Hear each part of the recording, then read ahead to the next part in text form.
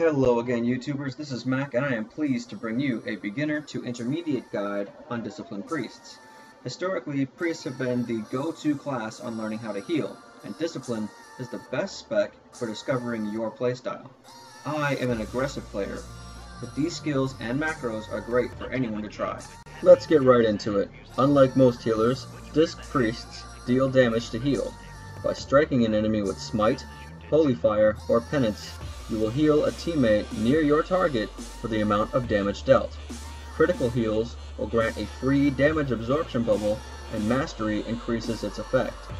Penance is a great attack but can also be used as your biggest direct heal. Since these spells are so much cheaper than your normal heals, you are encouraged to spam them to create constant minor healing at minimal cost. The reason this works is because of a passive called Atonement.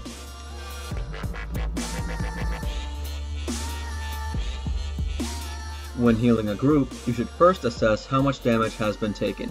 For minor wounds, Holy Nova is quick and mana efficient. For big boo-boos, Prayer of Healing combined with your talent heal will patch things up, but at a heavy cost. Disc priests are more suited for reducing damage taken than they are for actual healing. You can also gain a haste buff for using Power Word Shield, so consider it an incentive. But the main skills you definitely want to keep on cooldown are Prayer of Mending and Holy Fire, since they are your only spells that even come close to heals over time.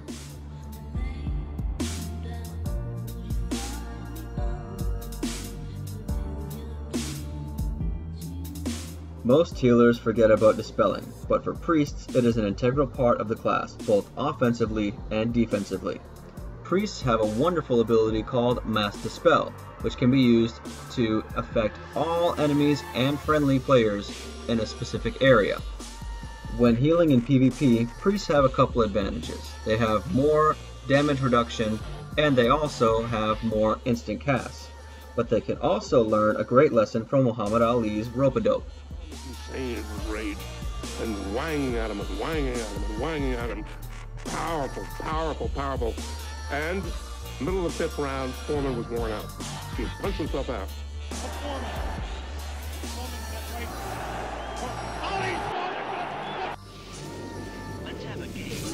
Considering Ali's rope-a-dope, you can make yourself appear vulnerable by casting Mind Seer and letting your enemy waste an interrupt on that, allowing you to cast healing spells freely. This is good for players who haven't mastered the art of juking. You should also keep your Fear Ward active so that one less crowd control effect will stop you from healing. When you can see a lot of effects coming at you, it's tough to think on your feet.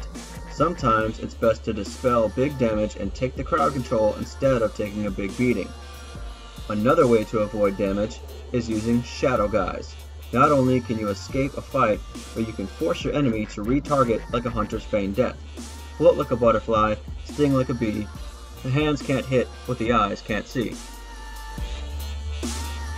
The two talents always debated are Void Tendrils, which is great for aggressive players like myself, since it does not break upon receiving damage, and Psychic Scream, which is much better for ranged players who prefer to stay in the back and find themselves alone.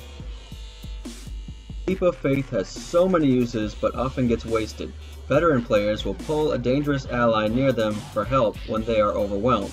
For this, I like Warriors. There aren't a lot of people who are willing to stand in a Blade Storm.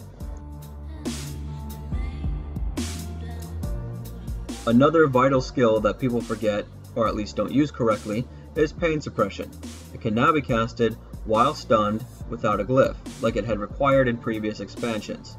Use this on your tank, your flag carrier, or yourself if you are overwhelmed. And so concludes my guide to the basics of Disciplined Priests. Remember, there are many different ways of playing this class, and it is up to you to discover what works best for you. Please like, comment, subscribe, or email if you'd like access to my macros. See you on the battlefield.